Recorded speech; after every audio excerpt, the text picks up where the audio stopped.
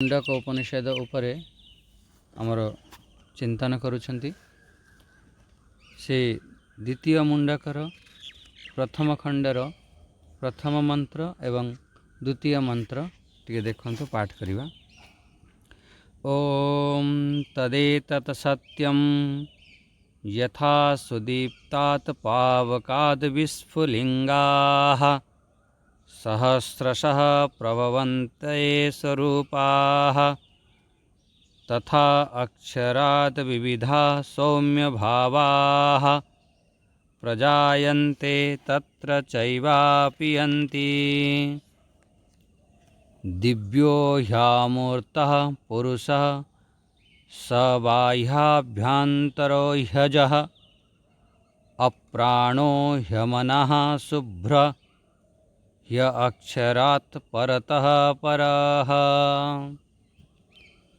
आमे पछ क्लास रे प्रथम मंत्र उपर आमे चिंतन करुथिले जे ये जो पूर्व रे जो प्रसंग चली थिला से सब प्रसंग थिला हमर अपरा विद्यार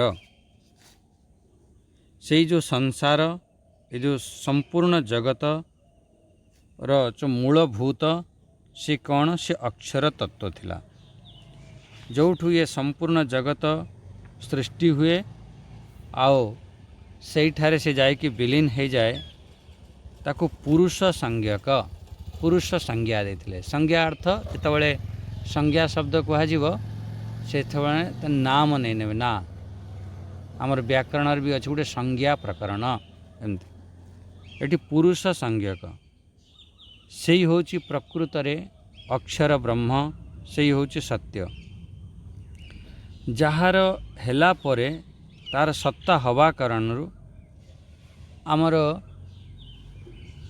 अनुभूति आमे करुछंती या अस्तित्व आमर अछि। से गोटे जिनिस को जानिला परे आमर संपूर्णर ज्ञान होता है। आमर जो सौनक ऋषि जो पचारि थिले कहा को जानिले आमर संपूर्ण ज्ञान होता है। से जो मूल हैला से अक्षर तत्व को जानिले संपूर्ण ज्ञान होता है। से होची परा विद्यार विषय। से जो परा विद्या को कहिवा पाई जाई आमर एठारे श्रुति भगवती से विषय को आरंभ करुछंती। आमे देखिले कौन जे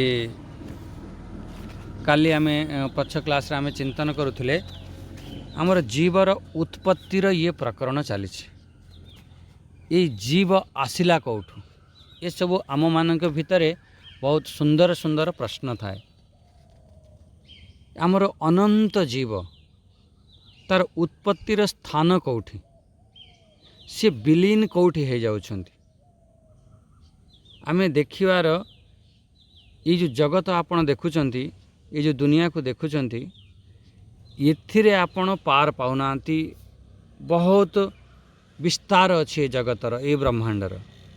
आम साइंस माने साइंटिस्ट माने से माने या ऊपर खूब रिसर्च करचंती केते ग्रह अच्छी केते उपग्रह अच्छी।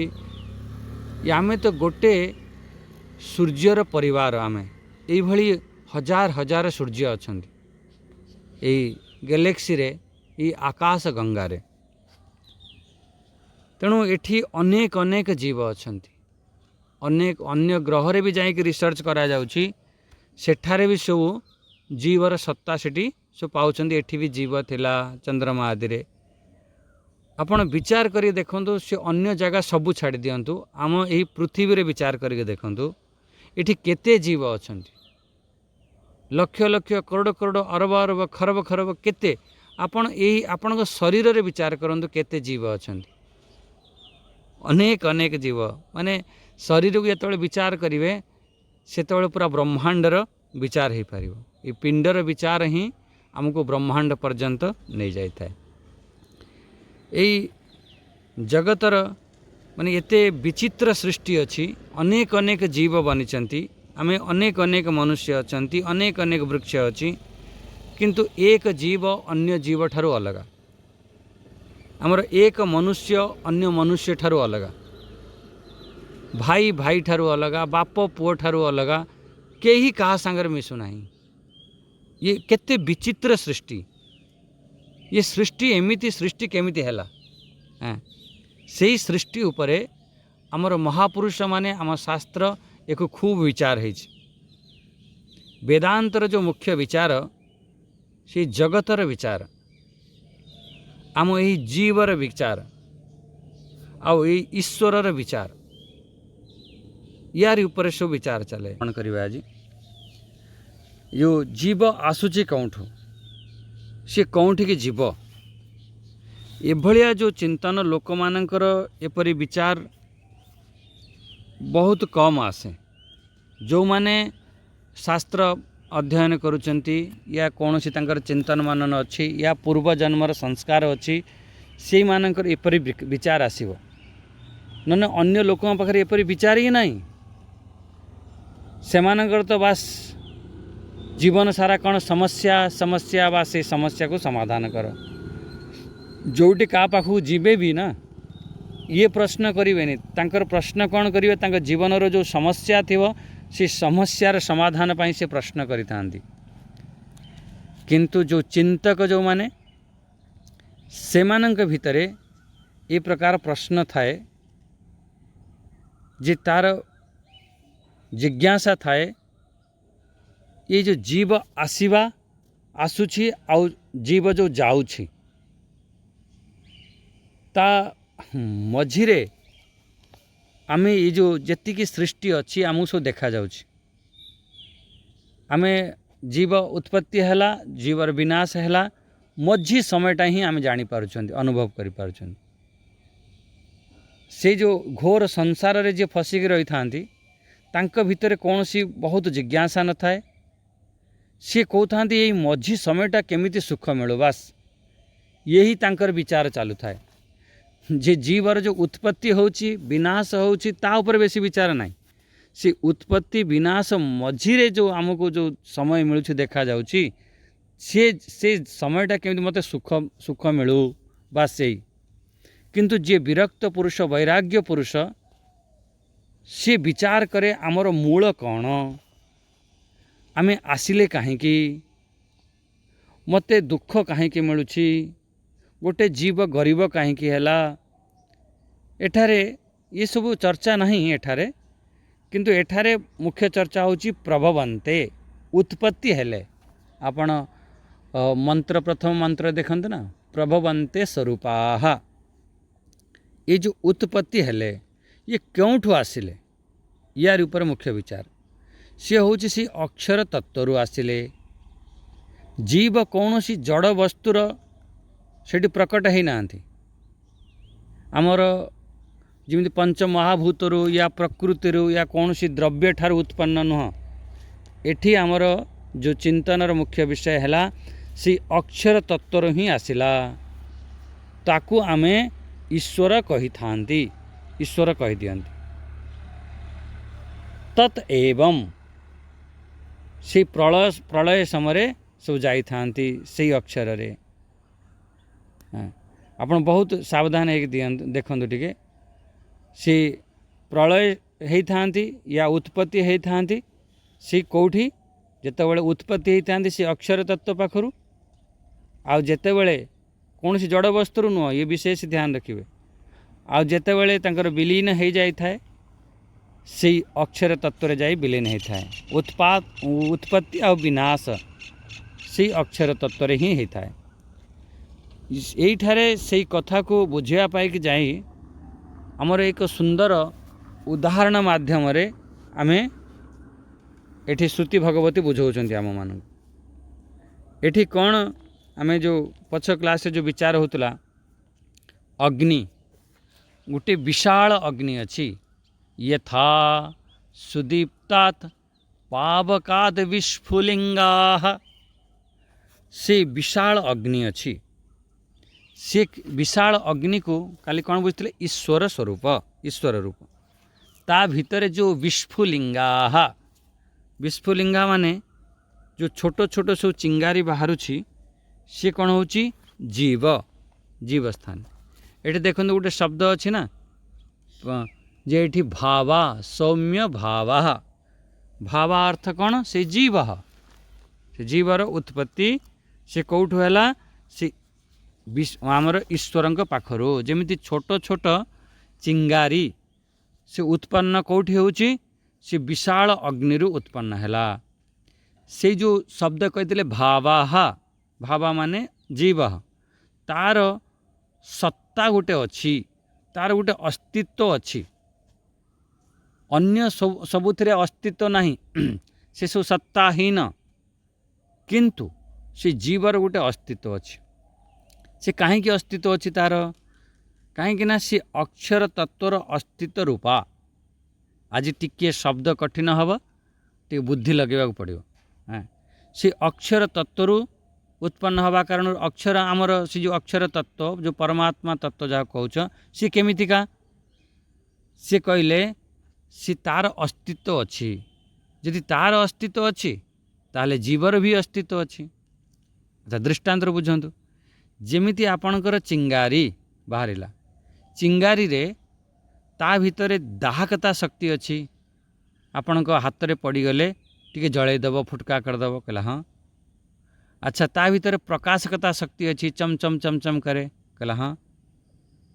कहीं आसला से चिंगारी भितर कहीं ना सी अग्निरु ही उत्पन्न है सी अग्निर जो सत्ता अच्छी अग्निर जो गुण अच्छी सी अग्निरु उत्पन्न हवा कारणरू ता भितर भी सही गुण अच्छी एति बुझीगला कहले सहीपरी बुझ से अक्षर तत्वर जो सत्ता अच्छी सहीपरी आम जीव भितर भी अच्छी अक्षर तत्वर सत्ता कौन से सतरूप से चित्तरूप से आनंद रूप एमती कहते ना सत चित्त आनंद स्वरूप सहीपरी जीवरे भी अच्छी जेमिति से अग्नि रे जहाँ थिला जहाँ गुण से गोटे चिंगारी भितर भी सही गुण अच्छी सहीपरी आमर जो परम अक्षर आमर सब उत्पत्ति मानुचंती तेणु से परम अक्षर जहाँ सत्ता अच्छी आम पाखरे भी से सत्ता अच्छी से आपण देखंतु केही भी मरिबा पाई चाहती नहीं कहीं से सत सत्ता सब बेले रहिबा पाई चाहती चित्त सत्ता हवा कारणरू समस्ते आमे ज्ञानी हवा पाई चाहती क्या गोटे मूर्ख कहले भल लगिबो नहीं आउ आनंद सत्ता हवा कारणरू केही केबे दुखी या दुख चाहती नहीं सबु बेले से सुख चाहती आमर से सत्ता कारणरू आमे सबु बेले पाई आमर आमे रहूँ या आम सब बेले आमर स्थिति रहू आमे ज्ञान स्वरूप रहूँ आउ आनंद रे रहूँ ये भाव कहीं आसूची कहीं आमर जो मूल जो स्रोत सी कौन से अक्षर तत्व ये अच्छी तो आम भीतर भी आसला हाँ ठीक अच्छे आम ये शरीर सांगरे संबंध करी या तादात्म्य भाव करी आमे मृत्यु को वर्ण करुँच मालूम पड़ुची आमे दुखी होचंती आमे अज्ञानी मानुछंती ये सब शरीर सांगरे संबंध करी किंतु मुख्य रूप से आमर भी से गुण अच्छी।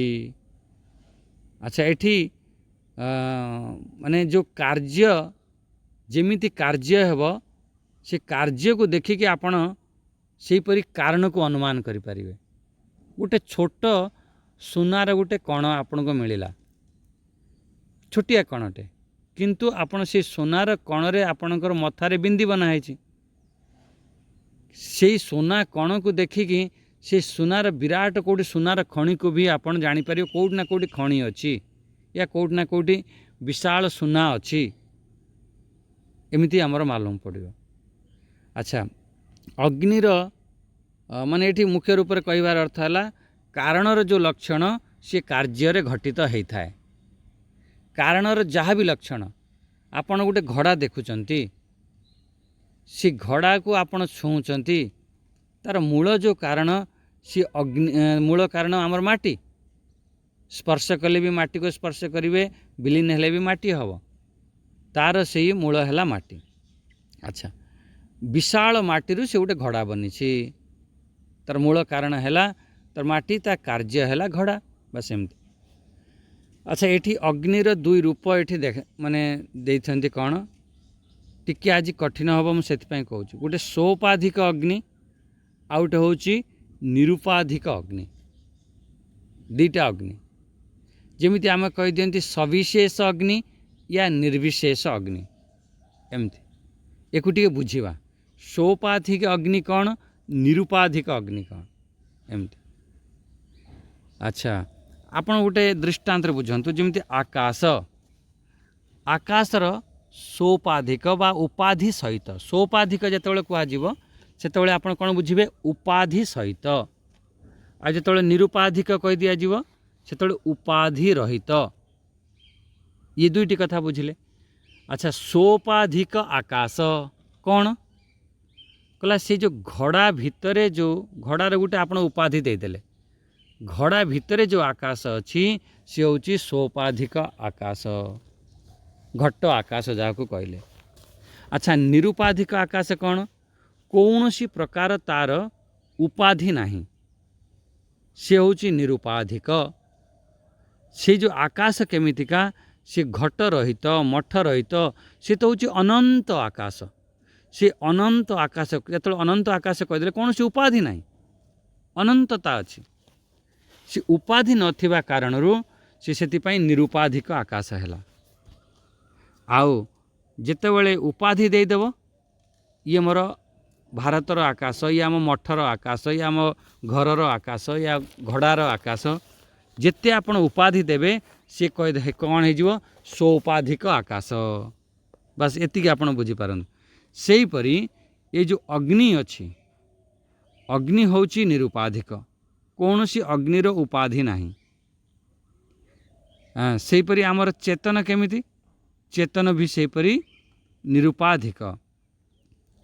अच्छा अग्नि रे कौन सी उपाधि नहीं किंतु आमे कही दौन देख ये अग्निर गोला गोटे उपाधि देदेले कि ये गोल अग्नि ये लंबा अग्नि गोटे रड जो गरम हो जाए थे आमे कहती जे लंबा लंबा अग्नि किंतु प्रकृत रे अग्नि रे कौन सी उपाधि नहीं जिते छोट छोट चिंगारी बाहरला कहले देख छोट अग्नि ये बड़ अग्नि एमती उपाधि देदेल।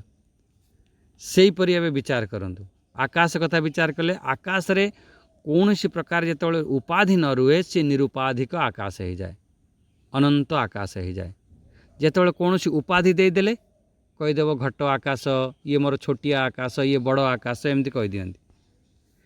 से परी ये जो चेतन से चेतन सोपाधिक चेतन आउटे निरुपाधिक चेतन ये दुई प्रकार चेतन जितेबले सी देह धारण कला से कौन हो गला सोपाधिक चेतन ये बढ़िया चिंतन बहुत प्यारा सुंदर चिंतन जितेबले शरीर धारण कला देह धारण कला सेतेबले सी सोपाधिक चेतन हो गला।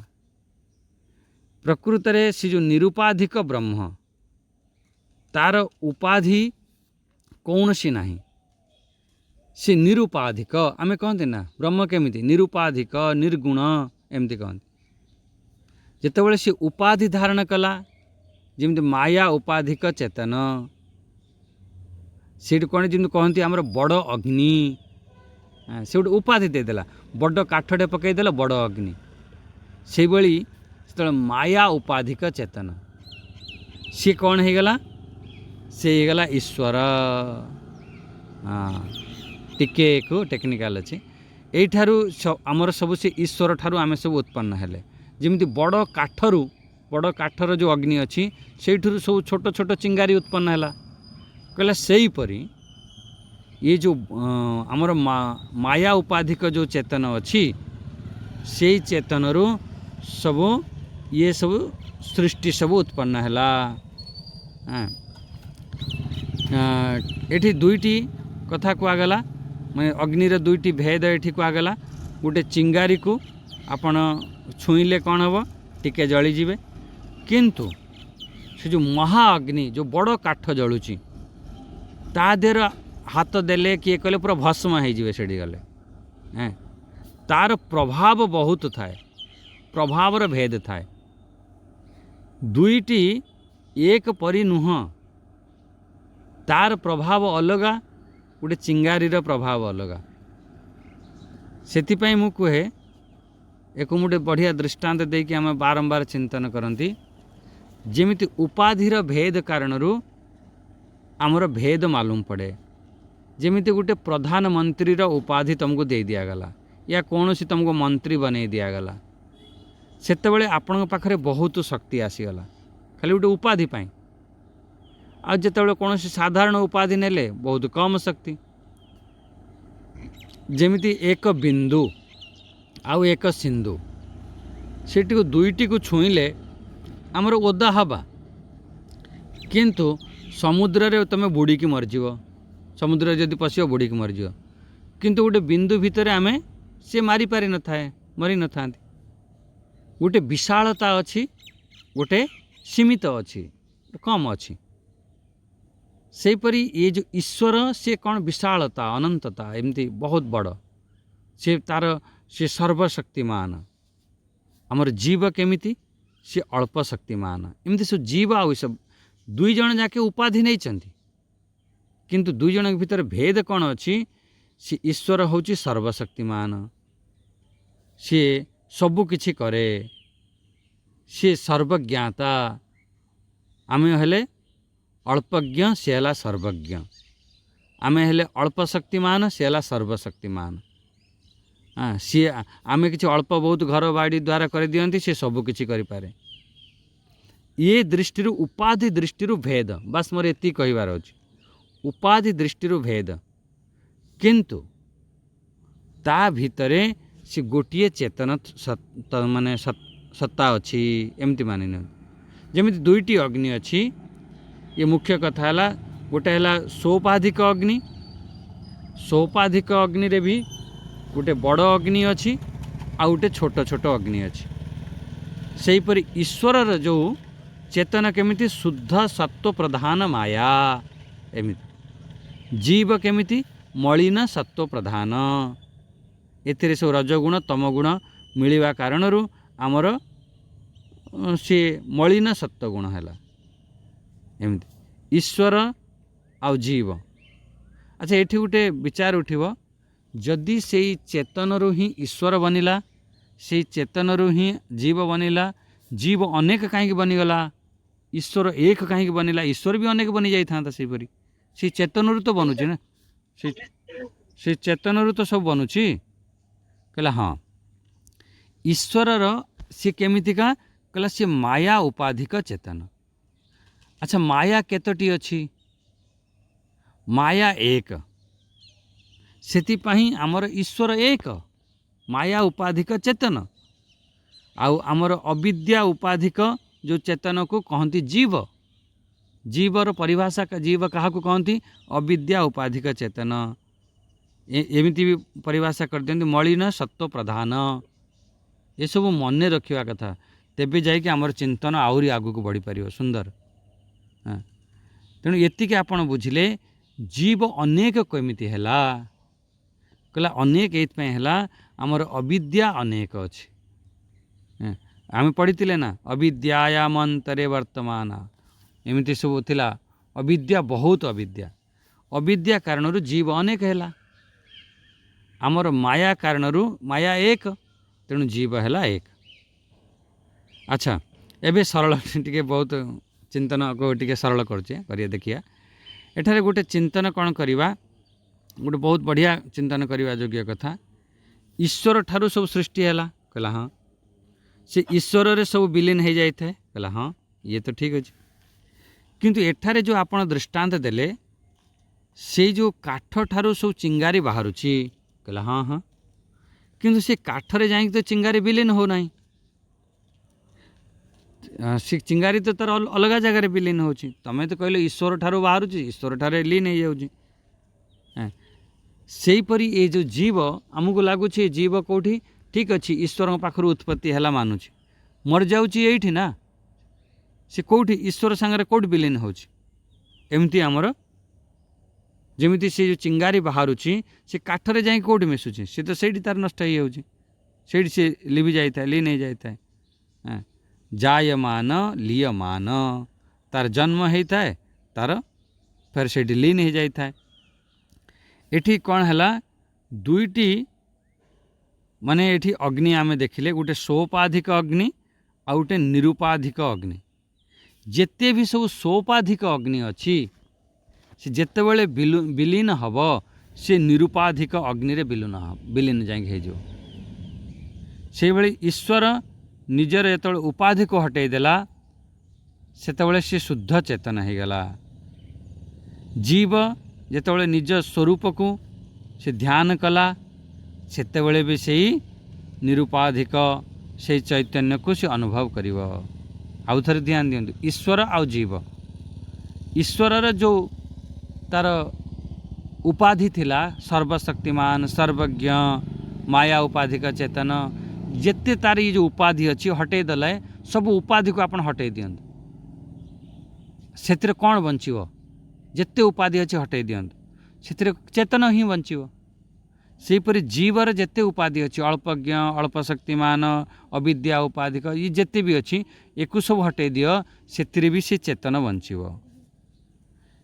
ସେହିପରି ସେ ନିରୁପାଧିକ ଅଗ୍ନିରେ ଇଏ ବିଲୀନ ହୋଇଯାଇଥାଏ। ଯେଉଁ ସୋପାଧିକ ଛୋଟ ଚିଙ୍ଗାରି କହୁଛ ୟା ବଡ଼ କାଠର ଅଗ୍ନି କହୁଛ, ସେ ଯେଉଁ ନିରୁପାଧିକ ଅଗ୍ନି ଅଛି ସେଠି ବିଲୀନ ହୋଇଯାଇଥାଏ। ସେ ଯେଉଁ ନିରୁପାଧିକ ବ୍ରହ୍ମକୁ ଏଠି ପ୍ରାପ୍ତ କରିଥାନ୍ତି। ଜୀବକୁ କ'ଣ କରିବା ଦରକାର? ସେଇ ନିର୍ବିଶେଷ ସେଇ ଚେତନରେ ଲୀନ ହେବା, ନହେଲେ ବେଶ ଜନ୍ମ ମରଣ ହେବ। ଲୀନ ହେଇଗଲେ, ସାକ୍ଷାତକାର ହେଲେ ଆମର ଆତ୍ମଜ୍ଞାନ ହେଇଯାଇଥାଏ। ଈଶ୍ୱର ଆଉ ଜୀବର ତାର ଗୋଟେ କମନ୍ କ'ଣ ହେଲା? ଚେତନ। କହିଲେ ଠିକ୍ ଅଛି, ଏ ଯେଉଁ ସୋପାଧିକ ନିରୁପାଧିକରେ କେମିତି ବିଲୀନ ହେଇଯାଏ ସେଇଟା ମୁଁ ଟିକେ ବୁଝିପାରିଲିନି। ଏମିତି ମନରେ ଆସୁଥିବ ପ୍ରଶ୍ନ, ଆଉ ଟିକେ କ୍ଲିଅର କରିନିଅନ୍ତୁ, ଟିକେ ଦୃଷ୍ଟାନ୍ତକୁ ବହୁତ ସାବଧାନ ହେଇକି ଶୁଣନ୍ତୁ, ଆପେ ଆପେ ବୁଝିହେବ। ଆପଣଙ୍କର ଦେଖିଥିଲେ, ଆପଣ ଯେଉଁ ବିଚାର ୟା ପୂର୍ବରୁ ଆମେ ସବୁ କରୁଥିଲେ, ଗୋଟେ ଘଟ ଭିତରେ ଆକାଶ, ଘଡ଼ା ଆକାଶ, ଆଉ ଗୋଟେ ମହାଆକାଶ, ଦୁଇଟି ଆକାଶ ଆପଣ ବୁଝୁଥିଲେ। କହିଲେ ହଁ, ଏଇ ଯେଉଁ ଘଟର ଆକାଶ ମାନେ ସୋପାଧିକ, ସେ ଗୋଟେ ଉପାଧି ନେଇନେଲା, ଘୋଡ଼ାର ଉପାଧି ନେଇନେଲା। ଆଚ୍ଛା, ଘଟର ଆକାଶ ଧ୍ୟାନ କଲା, ଧ୍ୟାନ କଲେ ପାଇବ କ'ଣ? ସେତେବେଳେ ଯେ ଘଟ ଆକାଶ ଖୁବ୍ ଚିନ୍ତନ କଲା, ତାର ସେ ଉପାଧିକୁ ନଷ୍ଟ କରିଦେଲା, ଘୋଡ଼ାକୁ ନଷ୍ଟ କରିଦେଲା। ସେତେବେଳେ ସେ କ'ଣ ହେବ? ସେ ସେତେବେଳେ ପାଇଲା ମୁଁ ତ ମହାଆକାଶ। ହଁ, ସେଇ ଯେଉଁ ଘଟ ଆକାଶ କ'ଣ ହେଇଯିବ? ସେ ମହାଆକାଶ ହେଇଗଲା। ଯେତେବେଳେ ସେ ଯେଉଁ ଘୋଡ଼ା ଉପାଧିଟା ଯେତେବେଳେ ଫୁଟିଗଲା, ସେ ମହାକାଶ ହେବ କି ନାହିଁ? କହିଲା ସେ ମହାଆକାଶରେ ବିଲୀନ ହେଇଯିବ। ଆଚ୍ଛା, ବିଲୀନ ହେଲା ମାନେ ତା ଅର୍ଥ କ'ଣ? ଏମିତି ନୁହଁ ଯେ ସେ ଯେଉଁ ଘୋଡ଼ା ଭିତରୁ ଆକାଶ ବାହାରିକି ସେ ମହାକାଶ ଭିତରେ ଯାଇ ପଶିଗଲା, ସେମିତି ନୁହଁ, ୟା ଚାଲିଗଲା, ୟା ତା ଭିତରେ ପ୍ରବିଷ୍ଟ କରିଗଲା, ବିଲକୁଲ ନୁହଁ। ଘଟ ଆକାଶ ଯେଉଁଠି ଅଛି ସେଇଠାରେ ରହିକି ସେ ମହାକାଶ ବନିଯାଏ। କେତେବେଳେ? ଯେତେବେଳେ ତାର ଉପାଧି ନଷ୍ଟ ହେବ। ସେ କେଉଁଠି ଯାଇକି ବିଲୀନ ହେବନି। ସେ ଘଟ ଆକାଶ ଯେଉଁଠି ଅଛି ସେଇଠାରେ ରହିକି ମହାକାଶ ବନିଯିବ। କେତେବେଳେ? ଯେତେବେଳେ ସେ ଉପାଧି ଶୂନ୍ୟ ହେଇଗଲା, ସେତେବେଳେ ସେ ଉପାଧିକୁ ଭୁଲିଗଲା, ଉପାଧିରୁ ଯିଏ ବିନିର୍ମୁକ୍ତ ହେଇଗଲା, ସେଇ ଆକାଶ ମହାକାଶ ହେଇଯିବ। ବାସ୍ ସେହିପରି ଆମେ ଯେଉଁ ଅବିଦ୍ୟା ଉପାଧି ନେଇଛନ୍ତି, ସେଇ ଯେଉଁ ଉପାଧି ବିନିର୍ମୁକ୍ତ ହେଇଗଲେ ସେଇ ଯେଉଁ ଜୀବ ବନିଯାଏ, ସେଇ ଯାଇକି ଜୀବ ବନିଯିବ। ଏଠାରେ କୁହାଗଲା ଯେ ମୂଳତଃ ଜୀବ ସେ ଅକ୍ଷର ହିଁ ଅଟେ। ଜୀବ ଆଉ ଅକ୍ଷରରେ କୌଣସି ଭେଦ ନାହିଁ। ମାନେ ଘଟର ଆକାଶ ଆଉ ମହାକାଶରେ କୌଣସି ଭେଦ ନାହିଁ। କେତେବେଳେ ଭେଦ ନାହିଁ? ସେ ଘୋଡ଼ାରେ ଯେତେବେଳେ ଉପାଧିଟା ନଷ୍ଟ ହେଇଗଲା, ମାନେ ଦେଖନ୍ତୁ ସୁନ୍ଦର ଚିନ୍ତନ, ଏଠି ଅତ୍ୟଧିକ ସୁନ୍ଦର ଚିନ୍ତନ। ମାନେ ଏଠି କ'ଣ ହେଲା? ସେ ଯେଉଁ ଘୋଡ଼ାରେ ଯେତେବେଳେ ଉପାଧି ଯେତେବେଳେ ନଷ୍ଟ ହେଇଗଲା, ସେ ସେତେବେଳେ କ'ଣ ହେଲା? ସେ ସ୍ୱତଃ ହିଁ ମହାକାଶ ଥିଲା, ଖାଲି ଉପାଧି କାରଣରୁ ଘୋଡ଼ା ଆକାଶ କହି ହେଉଥିଲା। ସେହିପରି ଯେତେବେଳେ ଜୀବ ତାର ଉପାଧି ନଷ୍ଟ ହେଇଗଲା, ଅବିଦ୍ୟା ତାର ନଷ୍ଟ ହେଇଗଲା, ସେ କ'ଣ ହେଇଗଲା? ସେଇ ହିଁ ବ୍ରହ୍ମତତ୍ତ୍ୱ। ବାସ୍ ଏଇ ହେଉଛି ଆମ ପାଇଁ ଗୁଡ୍ ନ୍ୟୁଜ୍। ଆମେ ଅକ୍ଷର ଠାରୁ ଆସିଲେ, ଆମେ ଅକ୍ଷର ଠାରୁ ହିଁ ଆମର ଉତ୍ପତ୍ତି, ଆମ ଜଡ଼ ଠାରୁ ନୁହଁ। ତଦ୍ ଅକ୍ଷରାତ୍ ବିବିଧା ସୌମ୍ୟ ଭାବା। ବହୁତ ସୁନ୍ଦର। ଏ ଯେଉଁ ତଳ ମାନେ ସେକେଣ୍ଡ ଲାଇନ୍ଟା, ତଦ୍ ଅକ୍ଷରାତ୍ ବିବିଧା ସୌମ୍ୟ ଭାବା। ସେଇ ଏତିକି କଥାକୁ ବୁଝିବା ପାଇଁ ଯାଇକି ଏତେ ଆମେ ଟିକେ ଭୂମିକା ବନେଇଲେ ଯେ ସେଇ ଯେଉଁ अक्षर अनेक अनेक जो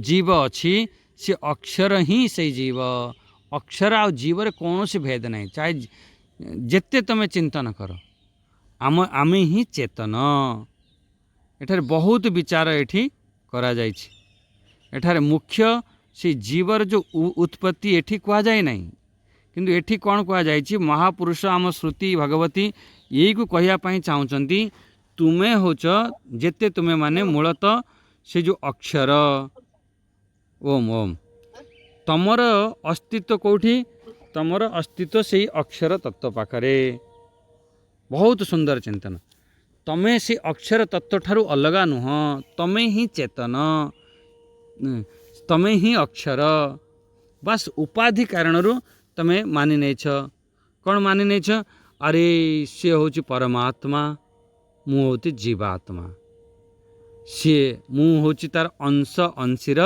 फेर आपण भेद मानि नहीं कौन पाई भेद मानि नहीं जे मु तार गोटे छोट अंश उपाधि कारणरू आम निजक निजे अल्प मानि थांती जेतेबेले देह उपाधि को नहीं गले आपण कौन मानिबे अरे मु मरीगली अरे मु जन्म हो गली मु बुढ़ा हो गली मु दुखी हेली जितेबाला यही शरीर उपाधि के शरीर रे जिते विकार अच्छी सब विकार को मु भीतर माननेबी आम जितेबाला चेतन को देखिले एपण चेतन रे कौन सी प्रकार विकार नहीं यही उदाहरण यही होची मुख्य प्रयोजन मुख्य जो विषय होची या विषय कौन है अक्षर ही समस्त जीव बस जदि आपण उपाधि देखिए ताहले तो आम कहीदेवा ईश्वर अंश बस अंशी एमती से मानिबा से अंश अंशी को हटई दियो फिर से एक चेतन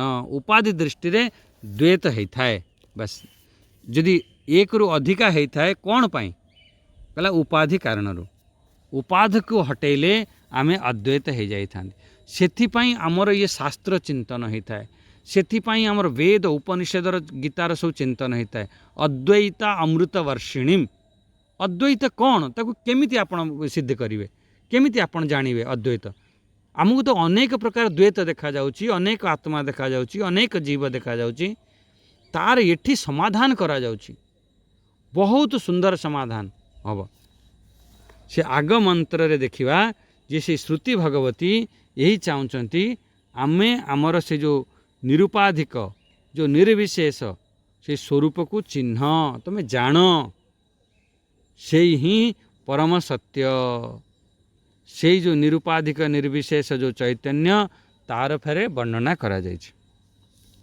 ये बहुत आमर जो द्वितीय मंत्र आमे देखिवा से द्वितीय मंत्र बहुत प्रसिद्ध मंत्र माने प्रसिद्ध मंत्र एइथपाई कहा जाउची कहीं ना यही मंत्र रे आमर से जो चैतन्य स्वरूपर सब वर्णना करा जाइछ ये मंत्र आम बहुत ध्यान पाई बहुत बढ़िया यदि आपण ध्यान रे प्रवेश करिवे ये मंत्र को जदि चिंतन माध्यम जदि ठीक भाव ये मंत्र को बुझिवे एबे सब केमिति केमिति ध्यान र प्रक्रिया सब आरंभ हो से मंत्र माध्यम रे मंत्र कौन है शब्द अनुविध समाधि एक मु प्रारंभ जो करी 2 वर्ष पूर्व से मुझे गोटे आमर दृश्यानुविध समाधि शब्दानुविध समाधि एमती समाधि रे थाए आमर शब्द द्वारा निज स्वरूप को ध्यान करवा शब्दर गोटे सहारा नवा गोटे आलंबन नवा नहीं कि आमे मने पकेवा माने निज आड़ को आमे टिके विचार करवा आसीबा मनुष्यर देखंतु ये गोटे आधार ताको दरकार बिना आधार रे सी बढ़ी पारे नहीं आमे भजन शुणती अच्छा आमे जो भजन शुणती आमर मने कौन पड़ी थाए गोटे सुंदर भजन शुणेले आमर भगवान ही मने पड़ी थाए सेही परी एठी जो चिंतन होची एठी चिंतन रे कौन थाए ये चिंतन ये शब्द माध्यम रे आमे निज आड़ को आमर अनुभव होता है निज आड़ को जीवा निज स्थिति आड़ को आमर अहम केमिति से जेमिति आमर आमर गोटे निर्वाण षटकम गोटे सुंदर स्तुति अच्छी निर्वाण षटकम से आपण पढ़िबे जितेबाला पढ़िबे सेतबेले कौन मु ही चित्त स्वरूप, हाँ मु ही शिव रूप, शिवोहम सच्चिदानंदो शिवोहम शिवोहम एमती। आ मु कौन कौन नुह सी भी कहे, मन बुद्धि अहंकार ये सब मु नुह, चित्तानि नाहम। बहुत सुंदर निर्वाण षटकम पढ़िए तो बहुत सहज अर्थ अच्छी, किंतु बहुत सुंदर अर्थ। सी आमको निज आड़ को नब, निजर कौन तमें अछ आ कौन तमें नुह, ये दुईटी कथा कह यही मंत्र रे दुईटी कथा कह कौन कह, ब्रह्म निरुपाधिक निर्विशेष। अच्छा ब्रह्म कौन कौन जिनिस निषेध करा जाइछि, कौन कौन जिनिस नाही। जमिति आमे कहते ना गोटे सुंदर शब्द सब प्रयोग करती, नेति नेति एमिति नुह एमिति नुह, ये सब कौन निषेध करवा दरकार ये मंत्र रे कह। ये दुईटी कथा आउ थे मंत्र को देखि नियंतु, बहुत सुंदर अच्छी मंत्र अच्छी। दिव्यो ह्यमूर्तः पुरुषः स बाह्याभ्यंतरो ह्यजः, अप्राणो ह्यमनः शुभ्रो ह्यक्षरात् परतः परः। बहुत सुंदर। गोटे गोटे शब्द को देखिए, प्रथमे तार अर्थ टिके देखि नियंतु, तापर या शब्द उपर विचार करिया। से जो अक्षर ब्रह्म से केमिति, सी एमिति निश्चय ही सी दिव्य। अच्छा सेकेंड कथा देखो, यार अर्थ सब बुझा आगे विस्तार, खाली शब्द को देखि नियंतु। सी हूँ अमूर्त, कौन सी मूर्ति भली नुह। सी हूँ पुरुष, या पूर्व भी आम पुरुष विचार करते जो लास्ट मंत्र रे ना, आमर पछ खंडर लास्ट मंत्र थिला, तादेर से ये ना अक्षरम पुरुषम वेद सत्यम एमती आसला अक्षर पुरुष। सी कौन से पुरुष, आउ स बाह्य अभ्यंतर ही अजह, से बाह्य आउ अभ्यंतर रे से विराजमान अच्छा। आ से केमिति अजह, से अजन्मा, अप्राणो ता भितर प्राण नहीं। अच्छा ह्य अमनः, अमनः अर्थ मनहीन, मन नाही। शुभ्र, शुभ्र अर्थ स्वच्छ पवित्र, आ ही अक्षरात परतः परः। ये जो शब्द उपरे खूब विचार हब, ही अक्षरात परतः पर, से जो श्रेष्ठ अक्षर ठारू भी से उत्कृष्ट। ये शब्द को ध्यान देवा, से अक्षर ठारू भी से उत्कृष्ट। यहीटा को ही प्रथम चिंतन हम, या पर फिर आगू चिंतन हम। अच्छा अक्षर ठारू परे, अक्षर ठारू जे परे अच्छी से कौन कहला, से अक्षर कहला। अक्षर ठारू जो परे अच्छी सी अक्षर, ताने तो दुईटी अक्षर हो गला ना। गोटे अक्षर अच्छी ता परे भी आ गोटे अक्षर अच्छी, यही तुम दुईटी अक्षर कहीदेल। यही कथा कहल ना, ह्य अक्षरात परतः पर। कहला हाँ, यही कथा को आम बुझा पड़ो।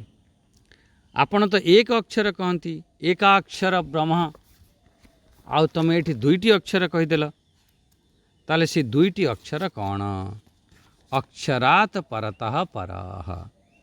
अच्छा एठारे अर्थ देखिया, जेठारे जो कहा जाइछि टिके सावधान होकर शुणा पड़ो। आज विषय टी कठिन हम, जदि आपण टे पूर्व प्रसंग टे मन पकेबे ताहाले कठिन हेनी, सहज हो। जो मैंने लगातार शुणुंट से सहज हो। कौन आपड़ देखते जगत रे जो नाम रूप अच्छी, कहला हाँ, तार बीज तार मूल कारण किए, कौठु नाम रूपर उत्पत्ति होइछि, सी हूँ अव्याकृत।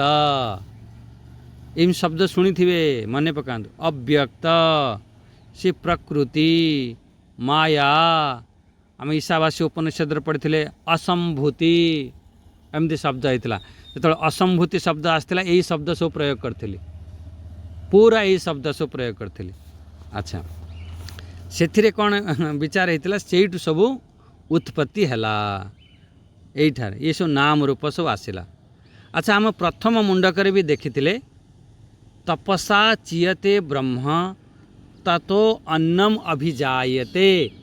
यहीटा खाली मुंडक उपनिषद मन पका कौन से कही तपसा चीयते ब्रह्म से ब्रह्म कौन है टिके फुलिला जमी पिता पुत्र को देखिकी टिके फुली जाए एमती विचार करते सेठू प्रथम जो आमर है सी अन्नम अभिजायते सेठी अन्न अर्थ कौन कह जाइथिला यही अव्याकृत अव्यक्त प्रकृति माया असंभूति यही करा जाइथिला से कहला अच्छा कहला से ही सी ये सबू अव्याकृत से जो ब्रह्म ठारू ही अव्याकृत उत्पन्न है ता ठारू से अव्याकृत जो ता संज्ञा तार संज्ञा माने नाम तार नाम दिगला अव्याकृत से नाम दिगला से जो अन्न जो कह जाइथिला फिर से मायार विकार है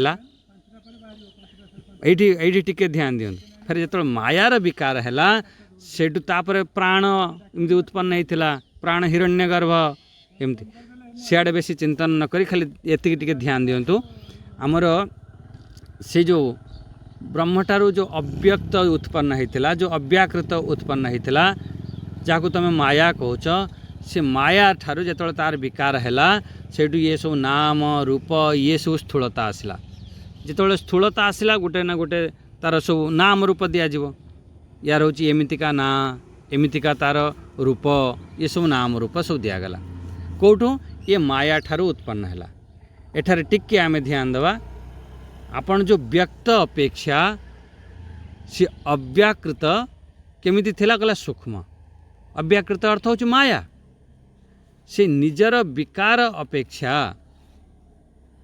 माया केमिति कहला पर सूक्ष्म आउ थे टिके ध्यान दियंतु मु ए शब्द कहूची ये जो शब्द केमिति का है व्यक्त है कि नहीं आपण पाखे पहुँचुची कि नहीं कहला हाँ व्यक्त तो है किंतु ये शब्द आसिला कौठू कहला आमर आसिला आम अंतःकरण मनरू आसिला कहला सेठारे ये समस्त शब्द केमिति अच्छी लुचिकी रही सेठी सूक्ष्म रूप से अच्छी सेठी देखा जाऊ नहीं से सूक्ष्म ठारू ही ये सब प्रकट है समस्त ये ज्ञान है से सूक्ष्म ठारू ही सब शब्द बाहर के आसला कहला हाँ ताकू कहती वैखरी वाणी जी मुझे आपको कहूँ आपण पार शब्द पहुँचुची एक कहती वैखरी वाणी जोर जोर आपको शुभुची ता अपेक्षा जो मध्यमा अच्छी अति सूक्ष्म थाए एठार जहाँ किसी देखा जाउची ताकू कहती व्यक्त अच्छा सी जोठू उत्पन्न होईची ताकू कहती अव्यक्त व्यक्त माने जो देखा जाउची ता अपेक्षा अव्यक्त सूक्ष्म से ठारू ही सब उत्पन्न होईची से माया होची अव्यक्त माया ठारू ये सब उत्पन्न है एठारे जो कहगला से जो माया को ही एठी अक्षर कहगला ही अक्षरात परतः अक्षर माने अव्यक्त से माया को ही एठी अक्षर कहगला से अक्षर ठारू ही ये सब सृष्टि है से माया ठारू ही सब सृष्टि है से माया ठारू परे अक्षरात परतः पर बस मोटामोटी अर्थ रे एतिक बुझंतु जे से जो माया ठारू माया रूपी जो अक्षर ठारू ता ठारू ये पर है आमर अक्षर से जो परम अक्षर माया ठारू परे होची परम अक्षर परम गोटे है अक्षर अक्षरात पर अक्षर आउट है परम अक्षर जो मूल अक्षर से होची परम ब्रह्म परमात्मा सी होची माया ठारू परे ये माया देखो तान मूल कौन है गला सी अक्षर तत्व मूल है तापर माया तापर ये जगत ये सब नाम रूप रूप है ताने आमर परम अधिष्ठान रूप रे परम अक्षर होची मूल अधिष्ठान तार ता ठारू ये अव्यक्त माया ठारू ये व्यक्त जगत बस एमती बुझी नि से जो एठी जो अक्षरात परतः पर कहगला से माया ठारू परे बस माया परे अव्यक्त परे अच्छा ठीक अच्छे आज आमर ये भाणी को विराम देवा बस एतिक तो बुझे तो चेष्टा तो करी बहुत माने आमर से जो माया ठारू परे होची ये से जो अक्षर से कह दिगला ही अक्षरात परतः पर हाँ जमीती आम आपणकर गीतार भी कहुव क्षर अक्षर ठारू परे से पुरुषोत्तम अक्षर ठारू परे एमती कह दिया सेहीपरि एठारे आपण विचार करंतु से माया ठारू परे होची से आमर से परम अक्षर तत्व बस। ताले केमिति आम जीव सब सृष्टि है केमिति अनेक है ईश्वर केमिति एक है केमिति से ईश्वर ठारू ये जीव सब सृष्टि है आज सब बहुत सुंदर विचार है। यही चिंतन को आपड़ जिते आप चिंतन करेंगे सेते आप आगू को बढ़े। ये आमर बाणी को विराम दूची।